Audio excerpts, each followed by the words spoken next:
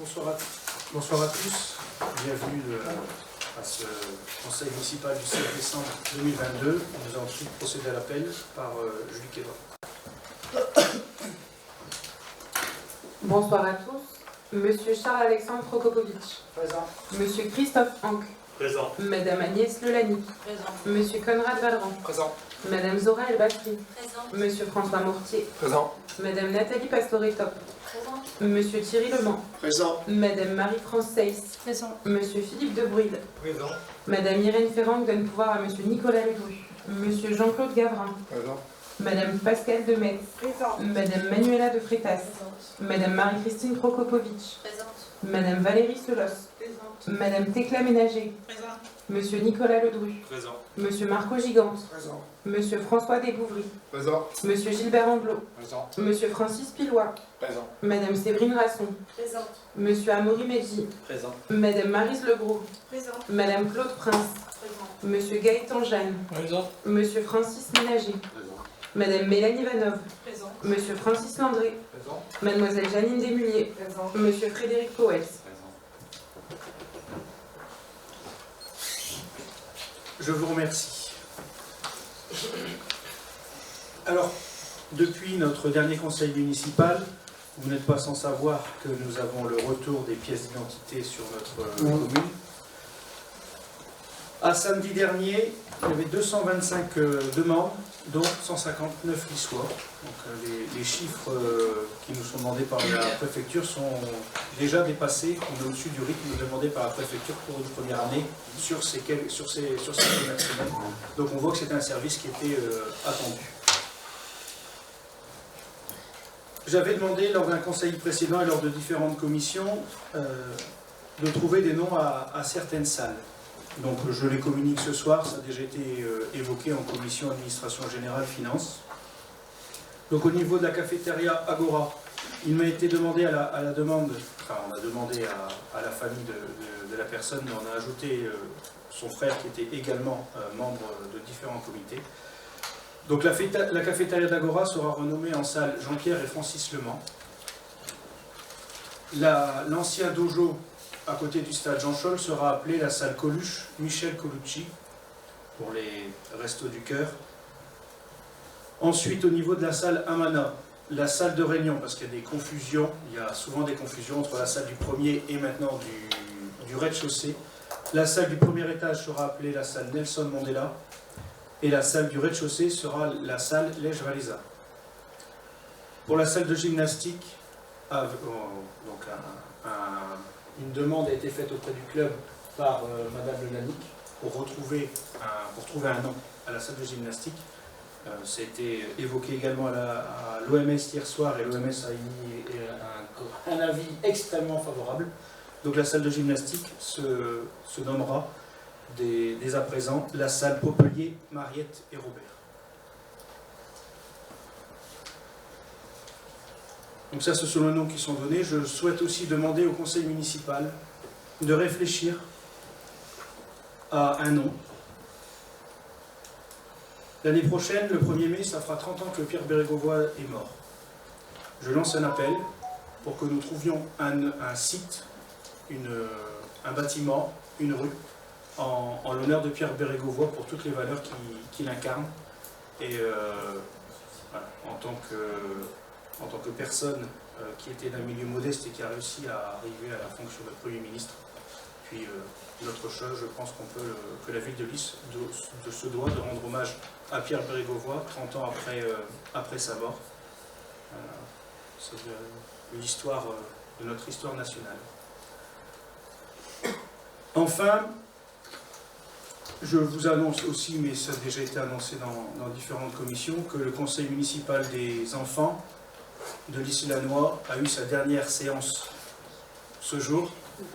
Dorénavant, nous aurons un conseil intercommunal des enfants avec la ville de Lannoy, ce qui est en pratique déjà le cas, vu que quand le conseil municipal des enfants a été créé, il n'était que pour les écoles de Lys, l'école de Nicordonnier à l'époque, et comme il y a eu la démolition de l'école Denis Cordonnier et de l'école Michel Lanois, il y a eu la construction de l'école du Petit Prince, et les enfants du Petit Prince sont aujourd'hui considérés comme membres du conseil municipal des enfants s'ils candidatent. Donc on souhaite, avec le maire de Lanois et donc la municipalité, renommer ce conseil municipal en conseil intercommunal des enfants, et la ville de Lanois accueillera une séance plénière par an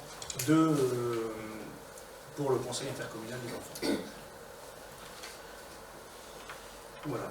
J'ai reçu 2 questions concernant le passage des bus sur la rue Général Leclerc en accordéon, les bus accordéons qui sont trop fréquents. J'ai souvent la question d'ailleurs d'un conseiller municipal qui habite dans la rue Jules Guesde, qui est dans la même lignée. Sachez que la ville de Lys et moi-même, on agit pour faire changer les choses, et on est rejoint par le maire de Touflers. Donc on est en train de travailler pour proposer un changement, une adaptation, parce qu'il y aura pas de suppression évidemment de lignes, une adaptation pour la liane qui va jusqu'au Bon Poste et jusqu'à Touflers dans la nouvelle CSP Transport. Enfin, j'ai également eu une question concernant le règlement local de publicité. Je vous réponds brièvement et on aura un peu plus de précision au niveau de la commission travaux. C'est que les règles ont changé. Le nouveau règlement de publicité a pris effet en 2020 suite au nouveau plus, au plus 2 et au RLPI, où il n'y a plus de compétences nationales. Donc nous suivons le règlement de la MEL aujourd'hui, qui est beaucoup plus permissif qu'il n'était avant, quand il n'y avait pas de règlement. Donc on est obligé d'autoriser, un peu comme quand il y a un chalet de jardin, c'est une demande d'autorisation pour des panneaux publicitaires en pleine commune. On a déjà demandé de pouvoir faire changer les choses auprès de la métropole. On n'est pas la seule commune, mais vous aurez un peu plus de précisions, évidemment les précisions techniques en commission travaux.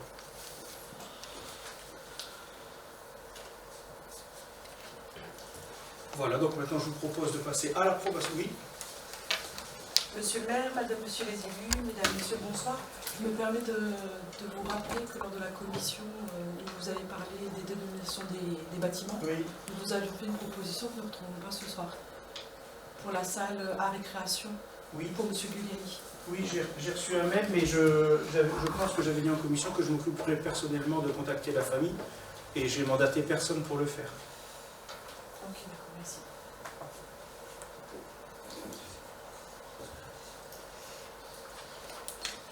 Voilà, donc on peut passer à l'approbation du procès verbal de la séance précédente.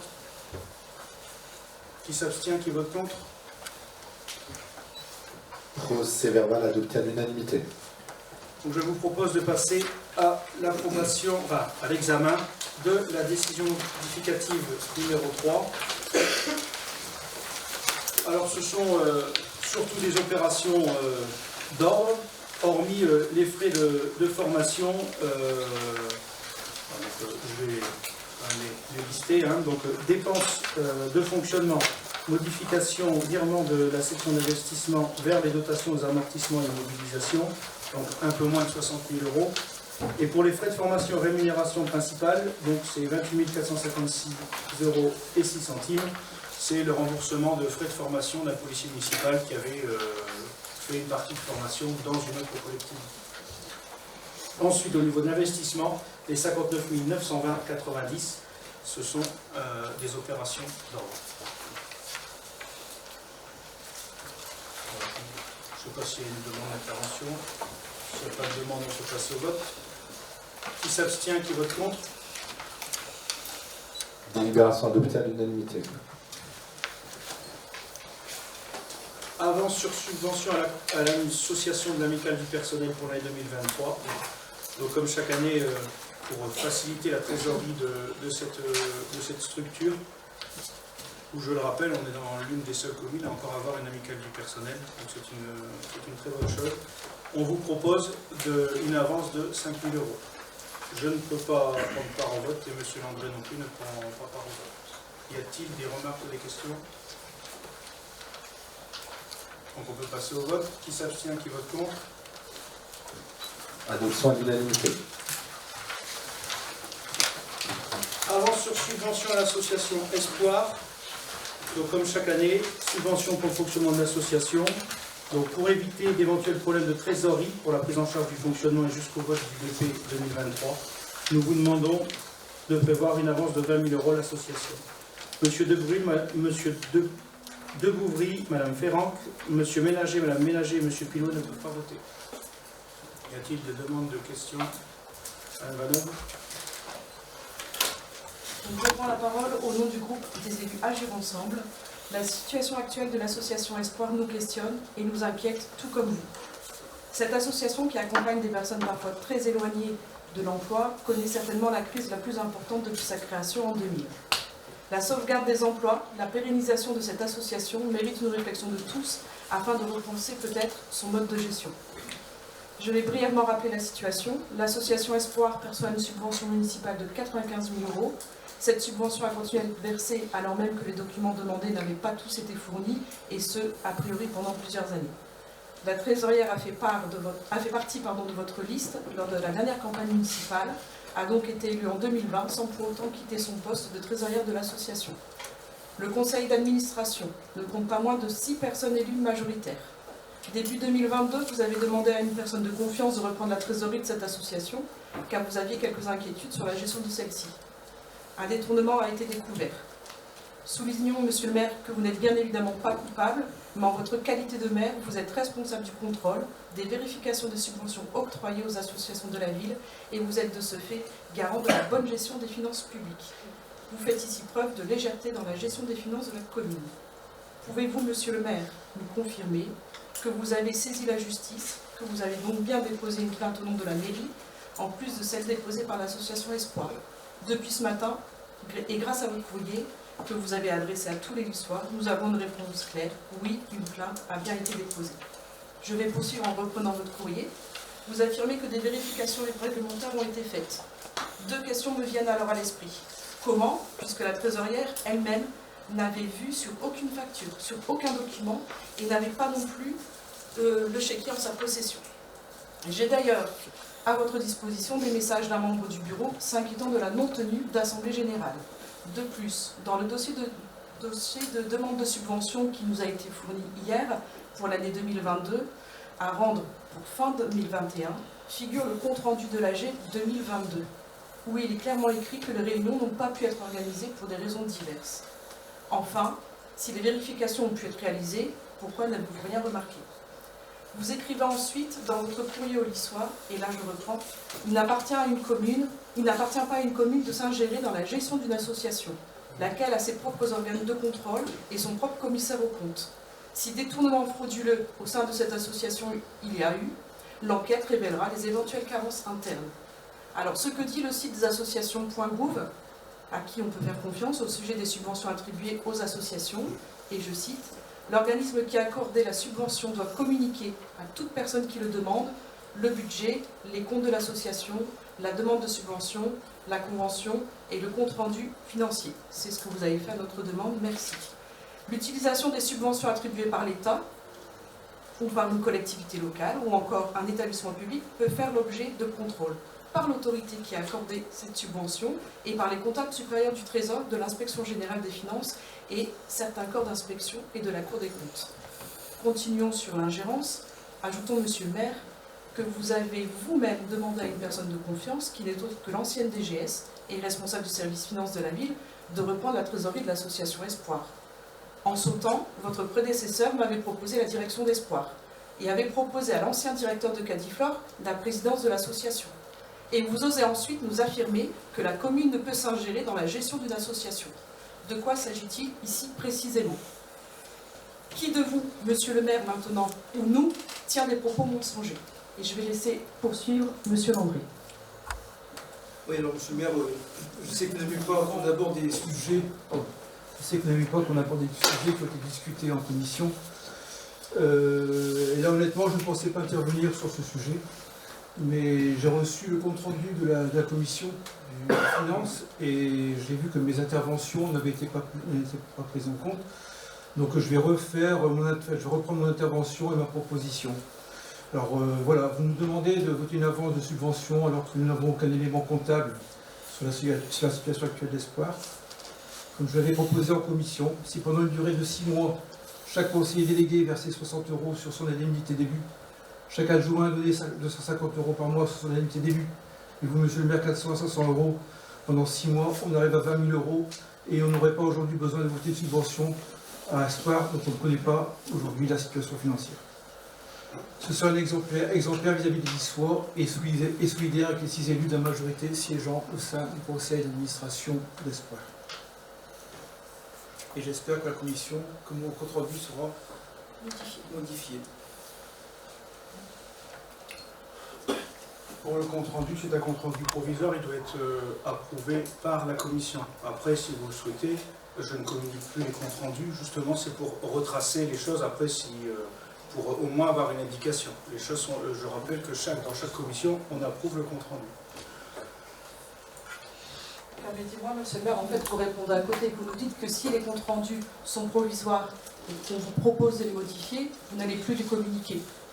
Non, mais on modifiera et on ajoutera les différentes choses, on discutera de ça en commission, après ce sera approuvé par la commission. Mais là, c'est pour que les autres membres du conseil municipal puissent avoir une indication des endroits où il y a eu une discussion.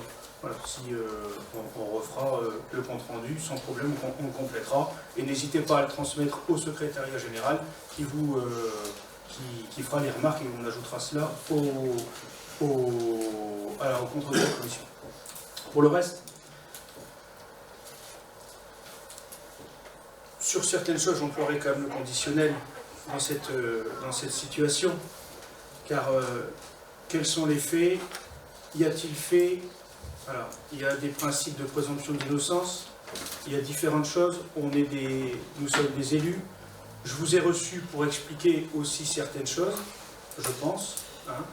Je ne peux pas, moi, communiquer certaines choses en sachant qu'il y a une plainte effectivement en cours de la part de la ville. Il y a un avocat qui est mandaté pour cela. Je ne peux pas tout communiquer. Pour les dossiers de subvention, comme dans toute association, il y a une demande à remplir par l'association avec RIB, avec le conseil d'administration, plus un bilan, une attestation qui est sur l'honneur, d'un budget prévisionnel et d'un budget réalisé sur l'année qui est échue. On peut effectivement contrôler toutes les dépenses et toutes les recettes des associations si on le demande. C'est vrai. Est-ce qu'on peut le faire chaque année sur toutes les associations? Non. Est-ce que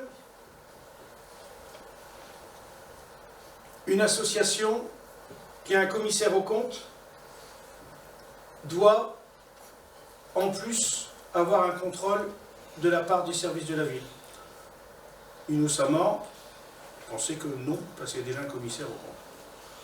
Maintenant, j'ai rien communiqué, mais il y a une association qui a fermé parce qu'il n'y avait plus de trésorier, parce qu'il n'y avait pas de compte administratif, parce qu'il n'y avait pas de conseil d'administration. Il y a une association que j'ai fait fermer parce qu'au niveau réglementaire, sur ce coup-là, il n'y avait rien. Après, il y a un dossier, les choses maintenant sont dans les affaires, sont dans les mains de la justice. Je ne peux pas aller plus loin. Après, si vous estimez que la ville est en faute, portez plainte. Portez plainte. Moi, je vous assure, alors oui, il y a peut-être des choses où il y a eu peut-être, je dis bien peut-être, des dissimulations, mais qui suis-je pour dire est-ce qu'il y en a ou est-ce qu'il n'y en a pas? Maintenant, c'est à la justice de trancher. Et sachez, et vous me connaissez, tout le monde me connaît ici, on n'a pas perdu d'argent, vu que c'est de l'argent de l'association Espoir. Je rappelle que tout ce qui a été demandé a été fait. On a même tous visité ici le logement d'urgence qui a été rénové par l'association avec les services municipaux. Il n'a jamais manqué un agent quand on avait besoin pour les sorties d'école, pour le nettoyage des rues par exemple. Les services étaient rendus. Maintenant, je ne peux pas en dire plus, c'est dans les mains de la justice.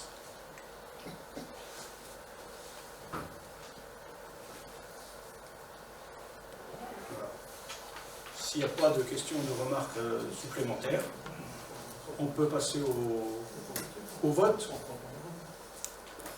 Oui? Donc à ce stade, nous ne souhaitons pas prendre part au vote tant que la situation d'espoir ne nous sera pas clairement présentée. Il est temps de briser enfin l'omerta ambiante autour de ce sujet, de réparer vos erreurs, monsieur le maire. Même avec ce document. Non mais une omerta... Vous annoncez des choses qui ne sont pas vraies, monsieur le maire. Non, mais... Vous ne faites pas d'ingérence. Attendez. Moi je n'ai balancé aucun nom, aucune fonction, et je n'ai pas dit d'omerta. Je n'emploie pas... Il y a des choses que je n'ai pas à dire parce que... Non mais... il y a des choses que je n'ai pas à dire parce que c'est dans les mains de la justice. Vous pourriez m'accuser de vouloir cacher des choses si je n'avais pas demandé à la nouvelle direction d'Espoir, conseiller à la nouvelle direction d'Espoir de signaler certaines choses ou alors d'éventuelles choses au parquet. Non mais, moi je veux bien, omerta, vous allez un petit peu loin. Après, si on veut... Je vous dis, s'il faut contrôler toutes les associations, ben on essaiera de le faire. On essaiera de le faire. Mais avec chaque ticket de caisse. Et donc, tant que tout ne sera pas vérifié, on ne versera plus de subventions. Je reviens juste sur une seule phrase. Vous annoncez à tous les Niçois qu'il n'appartient pas à une commune de s'ingérer dans la gestion d'une association, alors que c'est ce que vous faites. Non. Donc, non. Vous demandez à une trésorière d'arriver, vous proposez telle ou telle action, vous ne vous ingérez pas dans une association. Non. On n'a pas la même définition. Alors. Non, mais le conseil d'administration est souverain. Le président d'une association, enfin, je suis désolé, je n'ai pas à dire je veux telle personne. Dans le conseil d'administration, 6 membres de votre majorité. Attendez, c'est pas à moi de dire dans une association, vous faites comme ça, vous faites comme ça. Moi, il y a des gens que je rencontre, je dis, bah, peut-être que là, vous serez accepté, c'est pas la ville qui décide qui va être à tel poste. Il y a un vote dans les associations. Après, si vous souhaitez rejoindre l'association, vous pouvez y aller, il n'y a aucun problème. Hein. Les adhésions dans cette association sont libres, comme dans toute association. Moi, je ne comprends pas là, ce procès d'intention. Je vais juste conclure avec une phrase qui est de vous. Je n'aurais jamais demandé à notre ancienne DGS de mettre son nez là-dedans. Donc vous n'avez pas conseillé, vous lui avez carrément demandé.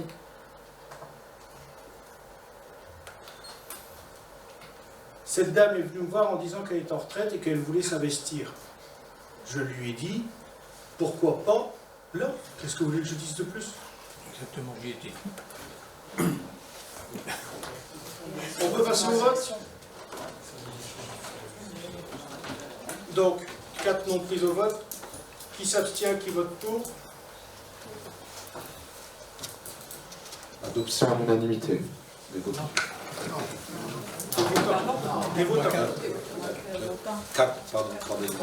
4 abstentions, pardon. Ne prennent. Voilà. Donc je vais. Excusez-moi. Donc, 4 élus ne prennent pas part au vote. Et donc, parmi les élus votants, adoption donc à l'unanimité. Excusez-moi. Avance sur subvention à l'association de l'Office municipal des sports pour l'année 2023. Donc on vous propose une avance de 5 000 €. Donc ne peuvent pas voter M. Ledru, Mme Lelanic, M. Ménager, Mme Ménager, M. Powels et M. Pilot. Y a-t-il une demande d'intervention? Non. Donc on peut passer au vote. Qui s'abstient? Qui vote contre? Adoption à l'unanimité. Donc, modalités et tarifs des locations des salles municipales. On vous propose une augmentation des tarifs avec un alignement par rapport à ce qui se fait dans le secteur et quelques ajustements au niveau des tarifs des locations. On a aussi ajouté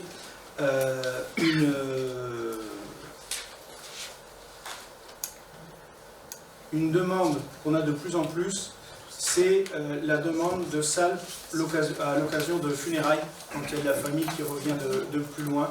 Donc on a ajouté ceci avec des tarifs, des salles uniquement réservées pour une réception à l'occasion d'un enterrement de décès aux particuliers niçois et au personnel.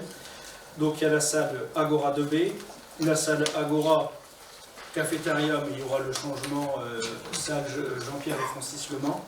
La ferme du Gauquier, la salle Lot, et Gauquier, la salle Arcade. Ensuite, il y a des salles qui ne sont pas louées, mais on met le tarif, comme les salles, enfin des particuliers comme Amana, de Belex Harmonie, les maisons de quartier, s'il y a besoin de valoriser ces locations, notamment c'est pour les partis politiques et pour certaines associations. C'est pour ça qu'il y a un tarif. Y a-t-il des questions ou des remarques? S'il n'y a pas de questions ou de remarques, on peut passer au vote. Qui s'abstient? Qui vote contre? Délibération adoptée à l'unanimité. Suppression de la prime d'installation.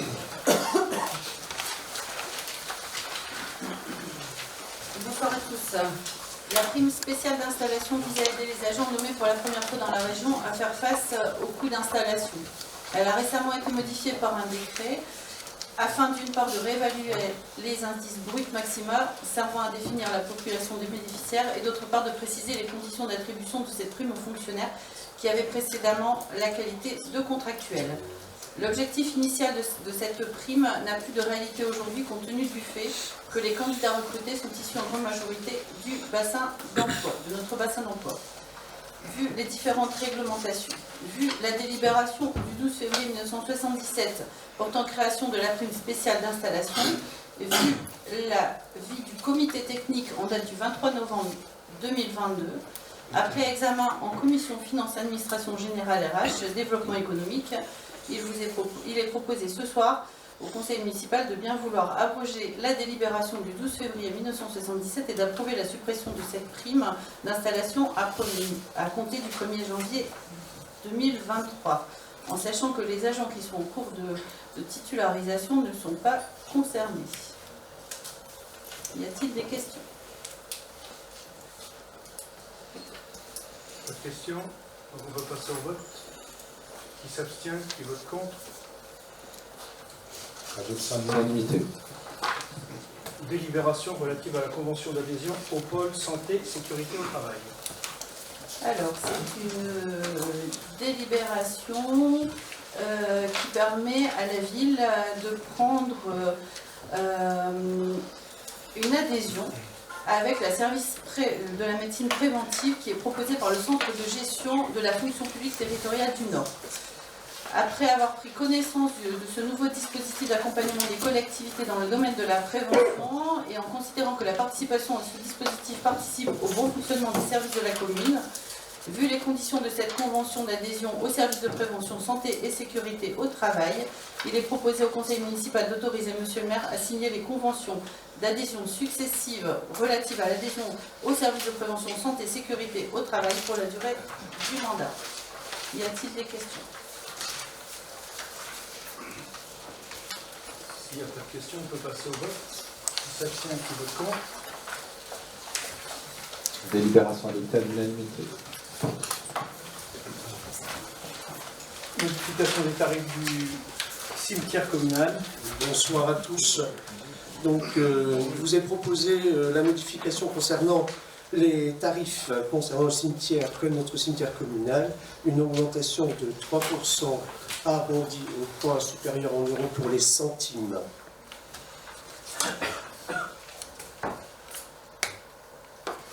Y a-t-il des questions? S'il n'y a pas de questions, on peut donc passer au vote. Qui s'abstient? Qui vote contre?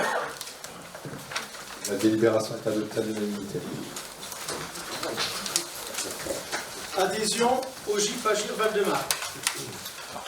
Alors, comme vous le savez, jusqu'au 31 décembre, si vous votez les 3 délibérations qui vont arriver, la ville de L'Issey-la-Noix est partenaire de la ville de Roubaix au niveau de la mission locale et du PLI, mais également de la maison de l'emploi du Roubaisy.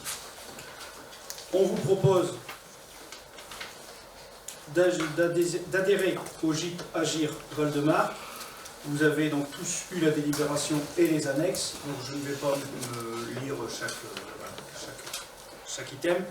Cependant, ce que je peux vous communiquer ce soir, c'est qu'il y aura toujours 4 ETP qui seront fléchés pour s'occuper des demandeurs d'emploi lissois, qu'il y aura toujours une permanence à Lys-les-Lannoy pour accueillir les jeunes qui sont suivis. Il y a le président de la mission du GIP Val-de-Marc qui a négocié avec la mission locale de Roubaix pour que les jeunes lissois qui sont aujourd'hui suivis dans des dispositifs particuliers tels la garantie jeune, pour qu'ils restent avec la mission locale avec laquelle ils sont suivis aujourd'hui, pour éviter de changer de parcours et de fragiliser les parcours des jeunes suivis.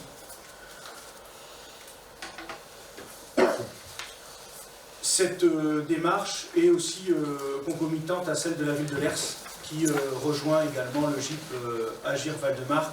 On a eu un accueil favorable, évidemment, du bureau du Val-de-Marc, mais également de Pôle emploi, ce qui facilitera pour eux aussi la gestion, parce que la ville de Lys dépend du Pôle emploi de M, et ce sera beaucoup plus facile pour eux de faire un suivi qu'avec les demandeurs d'emploi de Roubaix, où il y a des extractions plus complexes à effectuer.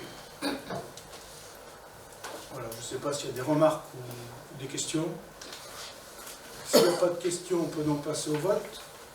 Qui s'abstient, qui vote contre? Délibération adoptée à l'unanimité. Donc,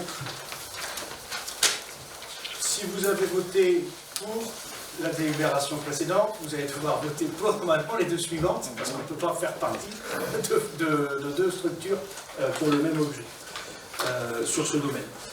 Non-renouvellement de la convention d'adhésion à la mission de l'initiative et de l'emploi du Roubaisy, donc la IMIE. Pour la petite histoire, j'ai vu une publication aujourd'hui de la IMIE du Roubaisy, le logo de la ville de Lys est déjà retiré. Voilà. Donc on n'est pas encore parti officiellement que quelque chose. Voilà. Y a-t-il des demandes d'intervention? On peut donc passer au vote. Qui s'abstient, qui vote contre? Adoption à l'unanimité. Donc non-renouvellement de la convention d'adhésion à la mission locale de Roubaix, Lys-les-Lannoy. Donc même chose. Y a-t-il des remarques ou des questions? Donc on peut passer au vote. Qui s'abstient, qui vote contre? Adoption à l'unanimité. Convention pluriannuelle de gestion de la fourrière animale communale.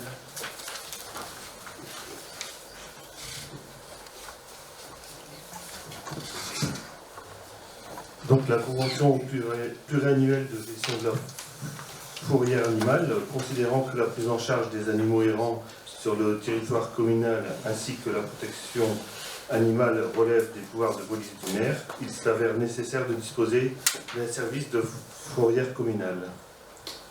La DSP actuelle, conclue avec la LPA, vient à terme le 31 décembre 2022 et, considérant la prochaine création d'un CIVU métropolitain qui assurera ses missions en lieu et place de ses communes membres, il convient d'assurer la transition entre ces deux régimes juridiques.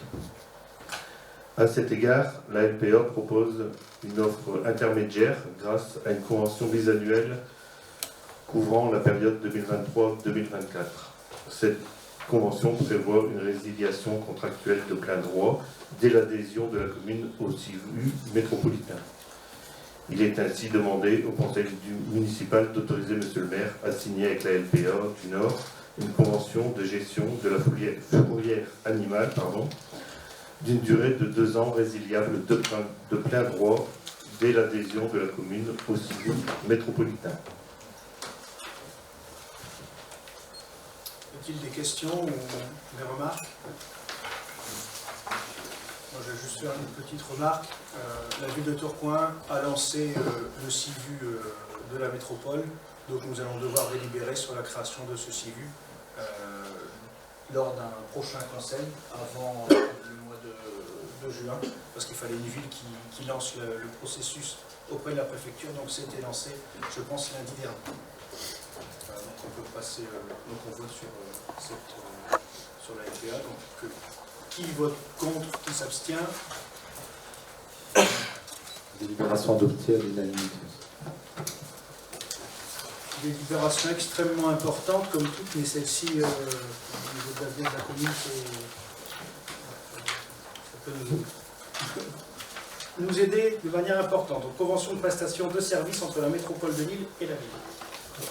Sur la mise en place des outils de la loi Allure. Donc, afin de lutter efficacement contre l'indignité des logements, la ville de L'Islet-Lannoy s'est engagée depuis plusieurs années avec ses partenaires pour mener des actions concrètes sur le terrain.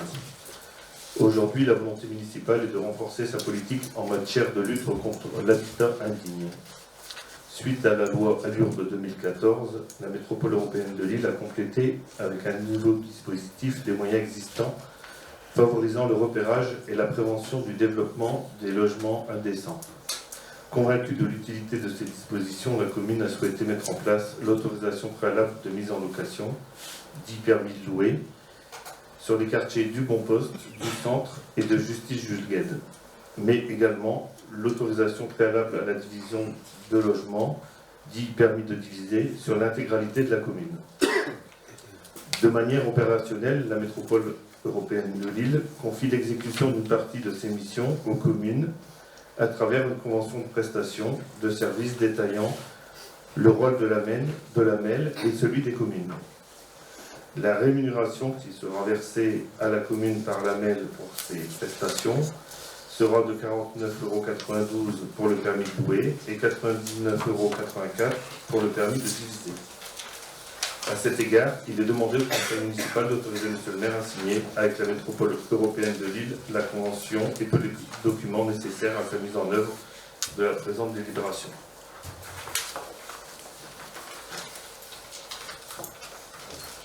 Y a-t-il des questions ou des remarques?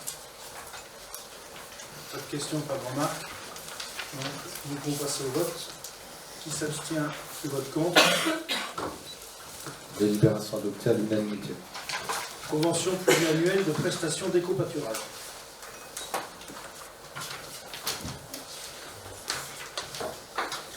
Bonsoir à tous.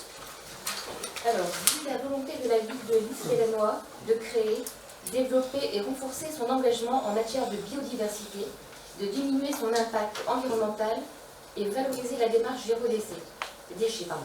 Considérant que dans cette perspective, la ville de L'Islet-Lannoy souhaiterait aménager et valoriser ses espaces verts en faveur d'une démarche écologique en développant la nature en ville. Considérant le projet de la commune de L'Islet-Lannoy de mettre en place une gestion écologique de certains espaces verts selon la technique dite d'éco-pâturage, une méthode douce, non polluante, qui remplacerait moyens mécaniques de tonte et produits chimiques, herbicides par l'action d'animaux herbivores, à l'exemple de moutons, d'ouessants et d'ânes. Considérant en conséquence la situation géographique stratégique de la ferme du Gauquier et de ses espaces verts d'une superficie à pâturer estimée à 6200 m², implantés sur les parcelles cadastrées AD 233 et AD 232, considérant qu'il conviendrait désormais d'assurer l'entretien des espaces verts de la ferme du Gauquier suivant la technique prédéfinie d'éco-pâturage et selon délimitation des surfaces reprises en annexe de la présente délibération. Considérant par ailleurs le souhait de la ville de L'Islet-Lannoy de renforcer ses actions publiques de sensibilisation à la préservation de notre environnement naturel, vu la proposition concordante de prestations triannuelles d'une entreprise spécialisée en éco-pâturage, la société Vert Azur, Pâtureco, dont la convention est annexée à la présente délibération. On vous demande donc ce soir d'autoriser Monsieur le maire à signer avec la société Vert Azur, Pâtureco, une convention d'éco-pâturage d'une durée de 3 ans. 3 ans correspondent donc à 3 saisons, d'avril à novembre, pour l'entretien des espaces verts de la ferme du Gauquier selon le plan de situation annexé. D'autoriser Monsieur le maire à signer avec la société Vert Azur, Pâtureco, tout document afférent à la mise en œuvre de cette convention et d'inscrire les dépenses au budget de la ville. Merci. Y a-t-il des questions ou des remarques? Monsieur le maire, mesdames, messieurs les élus, mesdames, messieurs, bonsoir. La première question, vous pouvez me confirmer que cette prestation coûtera à la commune 10 259 € d'équipement et avec les 3 saisons avec la convention, cela 1 955 €, cela veut dire 19 214 auquel s'ajoute la TVA, donc 23 057 €. Bien cela, ça correspond à... Nous ne sommes pas contre cette gestion écologique selon la technique dite d'éco-pâturage, bien au contraire. Toutefois, nous nous posons 3 questions. Nous estimons que la superficie cadastrée, 6200 m² avec clôture, va certainement restreindre les possibilités d'activité à la ferme du Gauquier et réduire les espaces pour les enfants. J'ai envie de dire, je caricature un peu, 6200 m² pour 2 moutons et un âne, combien de terrain pour les enfants dans le cadre des ALSH? Vous renoncez à un point de votre programme, faire de la ferme du Gauquier une ferme pédagogique. Nous savions par avance, pour l'avoir connu auparavant, que c'était irréalisable. Certes, vous allez peut-être ajouter d'autres animaux, mais ce n'est pas cet affichage écologique qui le remplace. Enfin, et là on peut en discuter, avec cet argent, il y a peut-être d'autres actions à mener dans le cadre du développement durable.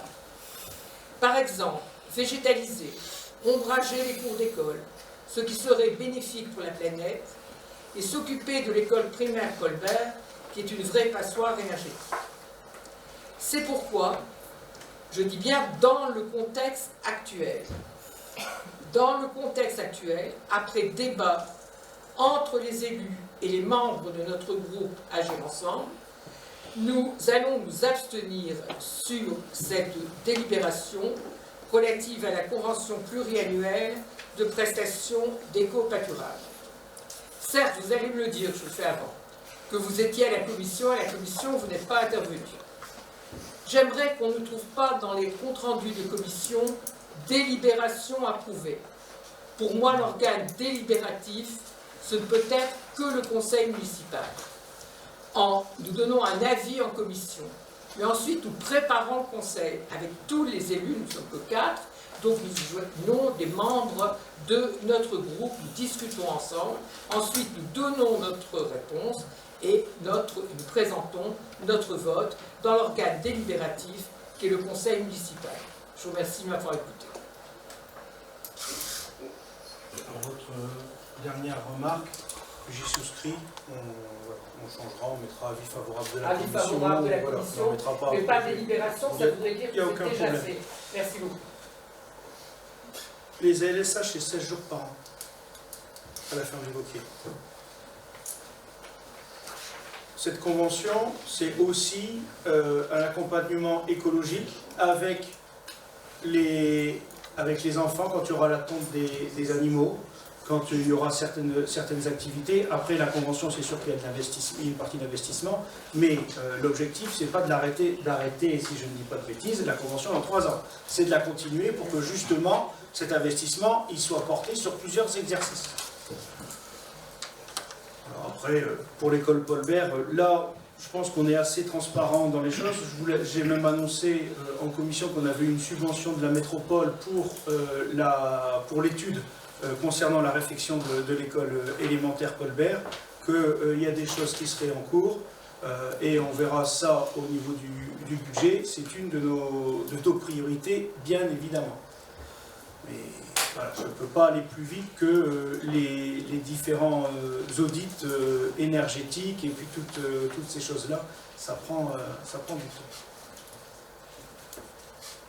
Voilà, donc on peut donc passer au vote. Qui s'abstient? Attends, je n'ai pas demandé, il y a un vote contre. Voilà. Alors donc, la délibération est adoptée à la majorité des voix, 29 voix pour et 4 abstentions. Donc on peut passer au projet d'aménagement du bois et jardin à la propriété d'Alma. Mesdames, Messieurs, bonsoir. Par délibération du 17 février 2021, le Conseil municipal a approuvé la création d'un dispositif de participation citoyenne et d'une charte régissant son fonctionnement. L'acquisition de la propriété située au 15 rue du Vertpré, propice au développement d'un projet à dimension environnementale au service des Lissois, a été l'occasion d'initier ce type de démarche participative. Comme le détermine la charte, un atelier a été créé, entendu comme le laboratoire de réflexion autour du devenir des espaces libres de construction de la propriété dénommée propriété d'allure. À l'issue de cette création, des citoyens ont été sélectionnés pour composer l'atelier qui a démarré en juin 2021. Différents temps d'échange, séances plénières, visites sur site, points d'étape, groupes de travail ont alors rythmé la vie du projet participatif, permettant aux habitants concernés d'élaborer des scénarios d'aménagement. Les espaces libres de construction se divisant en deux parties, jardin d'agrément et bois. Il était question pour les membres de faire des propositions visant à lier ces deux milieux, tout en les aménageant différemment suivant leur caractère et leur destination. Considérant le recueil des visions d'experts dans plusieurs domaines, la commune a souhaité prendre appui sur ces propositions afin de déterminer le devenir du site. Aussi, la municipalité a retenu les projets suivants. Côté jardin, aménagement d'une mare, d'un verger, d'une spirale à insectes, le tout accessible suivant un cheminement qui sera alors créé. Côté bois, une clôture et une sangle qui va être créée pour le cheminement piétonnier. D'autres aménagements vont arriver, tels qu'un abri accueil et des sanitaires bien évidemment. Action de sensibilisation à la prévention de la biodiversité et ouverture à des animations culturelles et pédagogiques sur le site, encadrées par une charte de bonnes pratiques. Après examen en commission, travaux, sécurité, développement durable, politique de la vie, handicap, transport, il est demandé au conseil municipal de bien vouloir approuver les orientations proposées par les membres de l'atelier participatif et d'approuver la mise en œuvre du schéma directeur afférent. Des questions, remarques, M. Proens? Monsieur le maire, mesdames, messieurs les élus, mesdames, messieurs, notre groupe tient tout d'abord à remercier les Lissoises et les Lissois qui se sont impliqués dans ce projet sur le dernier poumon vert de notre commune. Le samedi 19 novembre a marqué la fin de ce groupe de travail citoyen à l'initiative de la municipalité, comme le prévoit votre charte de participation citoyenne. Le ressenti des participants, très investis, est un goût d'inachevé. L'atelier animation a eu du mal à se projeter. D'autres projets n'ont pas pu être étudiés, comme l'accessibilité aux personnes handicapées, par exemple. Certains ont le sentiment d'un travail bâclé. Était-il si urgent de dissoudre ce groupe de travail? Comme vous l'avez dit, monsieur le maire, nous allons prendre notre temps. Nous attendons donc la phase travaux pour voir le travail de ce groupe citoyen. Notons toutefois que le satisfait affiché dans cette délibération n'est ni le reflet ni le ressenti du groupe de participation citoyenne. Je me permets ici de vous lire une phrase. Le sentiment du groupe est celle d'un travail inachevé sur un projet passionnant avec un gâchis de compétences. La clôture de cette participation citoyenne n'est pas justifiée pour notre groupe. Merci beaucoup. Donc je vais reprendre un peu notre intervention. En effet, on a eu donc cette réunion de clôture. Donc je pense que oui, il y a eu un petit goût d'inachevé, comme l'a bien été dit.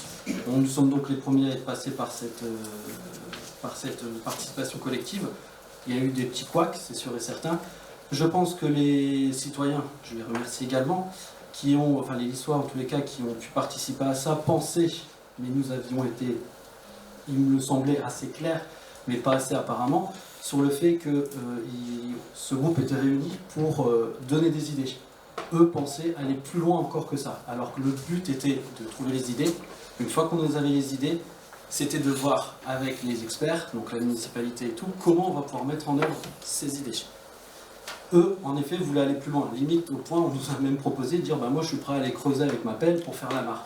Vous voyez, sauf qu'on ne peut pas faire ce qu'on veut, où on veut et quand on veut. Donc là, à l'heure d'aujourd'hui, en effet, comme je dis, je ne suis pas parfait, on n'est pas parfait. Le groupe a été en effet dissous parce que les principales idées en tous les cas ont été retenues. Donc on n'allait pas continuer puisqu'on avait peur également que les Lissois se lassent. Voilà, merci. de ça, donc on a préféré mettre un terme peut-être assez rapidement. Bon, pour moi, je pense que un an et demi quasiment, c'était suffisant. Pour autant, on ne l'arrête pas. Hein. Enfin, on a arrêté en effet cette participation. Mais il faut savoir qu'il y aura une suite, qui vont être au courant, qui seront les premiers à être invités également. Et puis maintenant, le tout, c'est de voir comment on va pouvoir faire ça, et surtout chiffrer. Parce que, comme je vous l'avais bien dit juste avant, il y a d'autres projets peut-être ou d'autres priorités à l'heure d'aujourd'hui. Donc on va faire attention à ne pas non plus sortir des mille et des cendres, on va aller dans l'ordre. Donc ça va se faire, mais petit à petit. Voilà. Si je me permets de préciser, bien sûr que le groupe, dans le sens participation citoyenne qu'on a mis en place, s'arrête parce qu'il faut bien avoir une feuille de route remise. Ils nous ont remis une feuille de route. Je fais amende honorable. Il y a des choses qu'on aurait sans doute pu faire autrement. Bon, je passe. Je vais quand même citer le Covid qui a quand même perturbé les choses pour des réunions. On a dû annuler au dernier moment, ça n'a pas forcément été évident non plus pour un groupe, avec pour nous une nouvelle manière de faire. Ça aurait été plus simple, je le dis, de le faire ensemble, entre élus, et terminer, personne. On n'a pas souhaité faire ça. Le groupe est parti, quand on a fait cette réunion, il était un petit peu frustré pour les personnes qui étaient présentes, certes. Mais j'ai ressenti quand même à la fin qu'ils étaient plutôt d'accord, où il fallait à un moment fixer les choses, et où on leur a aussi bien dit qu'ils seraient présents à tous les événements et qu'il y aurait un suivi. On leur a même proposé de rencontrer les services municipaux, ce qu'ils n'avaient pas pu forcément faire. C'est pas un secret, le gros souci, c'est pas l'aménagement du site, c'est la clôture. Voilà. On est vraiment sur ce sujet-là, où on a encore besoin de discuter. On a bien dit qu'ils seraient encore dans la boucle pour donner leur conseil. C'est juste qu'à un moment, il faut qu'on se pose, on arrête, il y aura toujours un suivi, il y a des choses qui seront faites, évidemment, dans les années à venir. On a dit à un moment, on ne peut pas traîner pour dire bah, on avance, on n'a pas la réponse. Mais nous, après, on a cette feuille de route, comme l'a dit M. Medjid, on a un plan d'aménagement. Maintenant, il faut qu'on voit aussi les entreprises spécialisées au niveau des PMR. Qu'est-ce qui est possible de faire sur un tel site? Jusqu'où on peut aller? Parce qu'il faut concilier l'accessibilité et aussi la préservation du site. Dans le bois, on va jusqu'où? Enfin, voilà, il y a toutes ces questions qui se posent et qui ne relèvent plus forcément d'un groupe citoyen, mais qui relèvent vraiment des services techniques municipaux. Et après, bien évidemment, qu'on est ouvert à refaire une réunion avec les membres de l'atelier pour dire voilà où on en est. S'il faut se dire on fait ça tous les 6 mois, je pense que c'est largement faisable, bien sûr.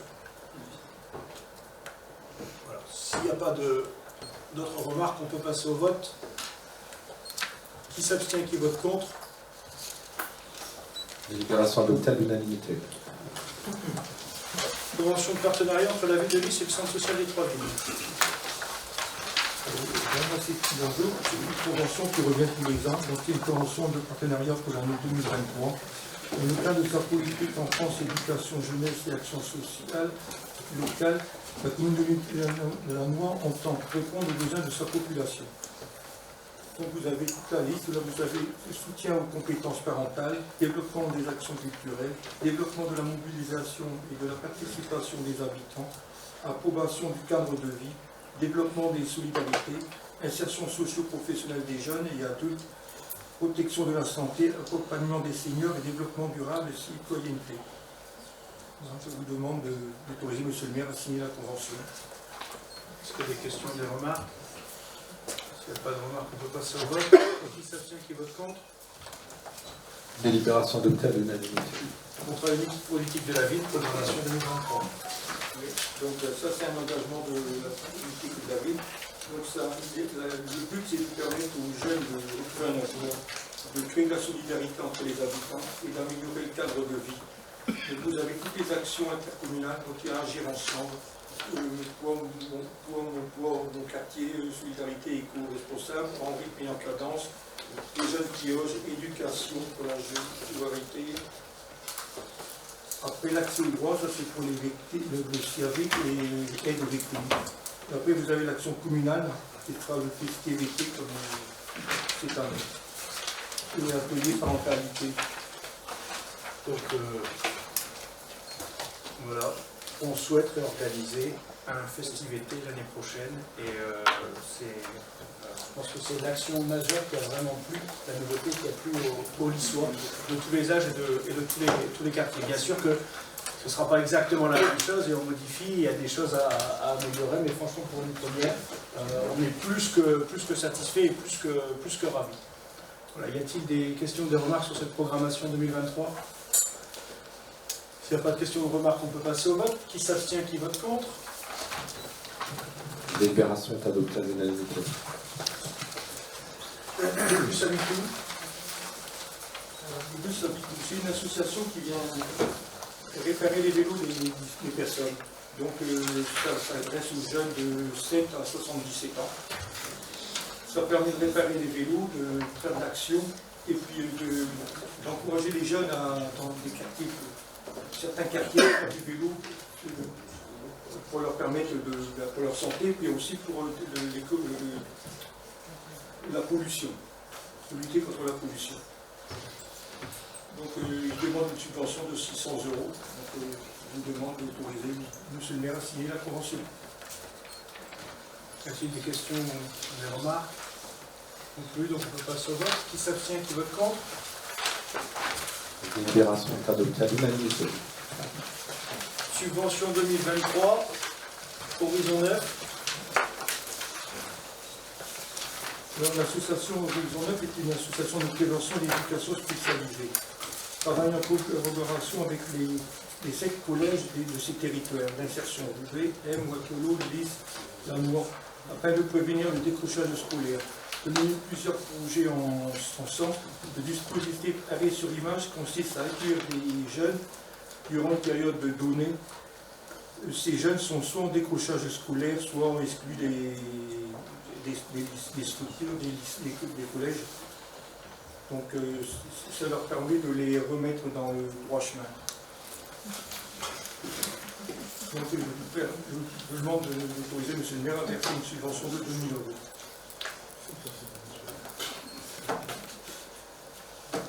Je souscris totalement au propos de Philippe.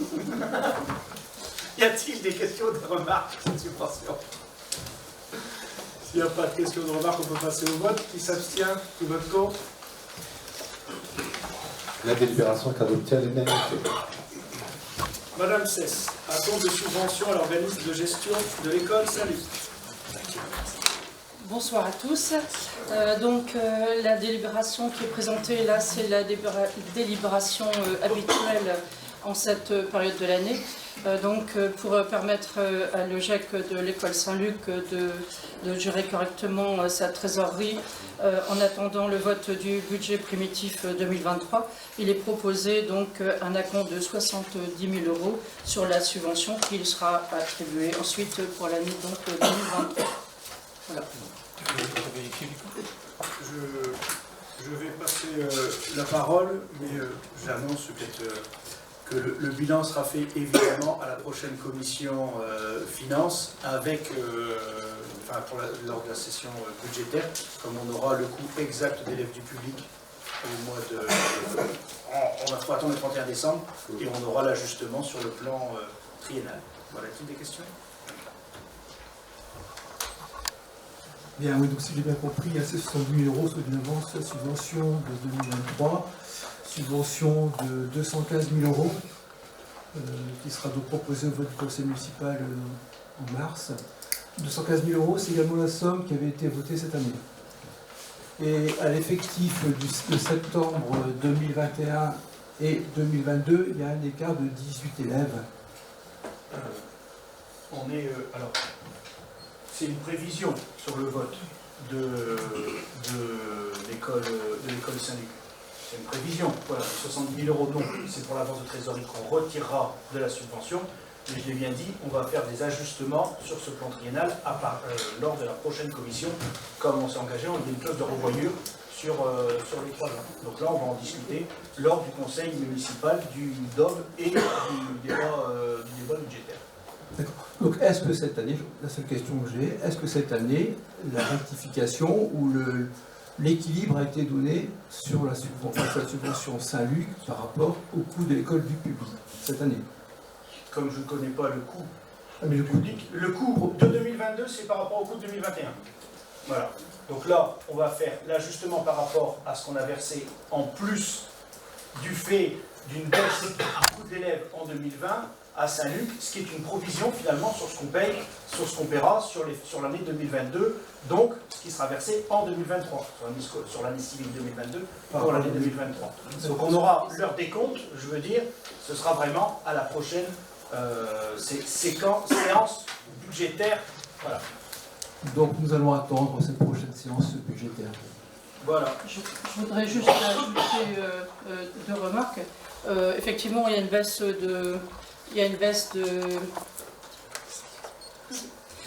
baisse d'effectifs, mais on ne sait pas exactement de quelle population il s'agit. On ne reçoit pas les mêmes forfaits pour les Lissois que pour les autres. Donc on peut difficilement évaluer l'impact de cette baisse pour l'instant. Et d'autre part, il y a 2 ou 3 ans, on avait dû rajouter une participation parce que finalement, l'acompte qu'on avait prévu était insuffisant. Donc je pense que le service finance qui est géré par Madame Dedour a préféré prendre un petit peu large, hein, voilà, et ça n'est que du prévisionnel de toute façon. D'ailleurs, l'année dernière, on avait prévu 215 000. En 2021, on avait prévu 225 000 et finalement, on a versé 215. Donc voilà, le prévisionnel, ça n'est qu'un prévisionnel et puis ensuite, il y a la réalité. Et il vaut mieux donc compter large en imaginant qu'il y aura besoin de plus et de toute façon, la rectification se fait en temps et en heure. Donc voilà. Si je peux préciser, d'autant plus que les coûts d'énergie ont augmenté. Donc ce qu'on a versé, je veux dire, en avance suite à la baisse incroyable de 2020, va être largement mangé pour l'année 2023. Sauf si Saint-Luc fait comme vous l'aviez dit en commission, vous avez été agréablement surpris des économies qu'on a pu faire au sein des établissements publics.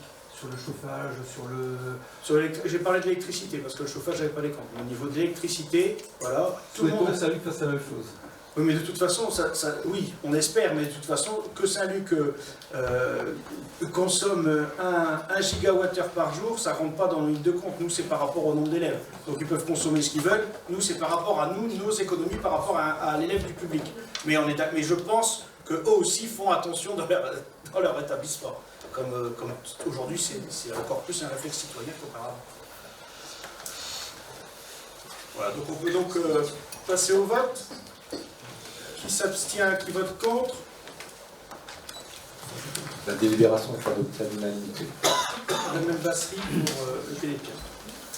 Bonsoir à toutes et à tous. Cette délibération concerne la participation financière de la commune au Téléthon dans le cadre du spectacle Le Gendarme à Saint-Omer. Donc, avec une participation de 1 € par entrée au profit de la FMT Téléthon pour, je le disais, chaque entrée au pass dans le cadre de la pièce Gendarme de Saint-Omer. Et la dépense sera imputée au budget concerné. Donc après échange en commission culture et après examen en commission finance, RH, administration générale, développement économique, il est proposé au conseil municipal de reverser la somme de 1 € au profit du Téléthon par entrée au spectacle des gendarmes de Saint-Omer. Y a-t-il des questions, des remarques? Oui, monsieur le Président. Bonjour. Avez-vous le nombre d'entrées qu'il y a eu à ce spectacle et la recette, s'il vous plaît? 62 entrées, 45 entrées classiques et 17 avec le pass. Je vous laisse faire le calcul. D'accord, merci.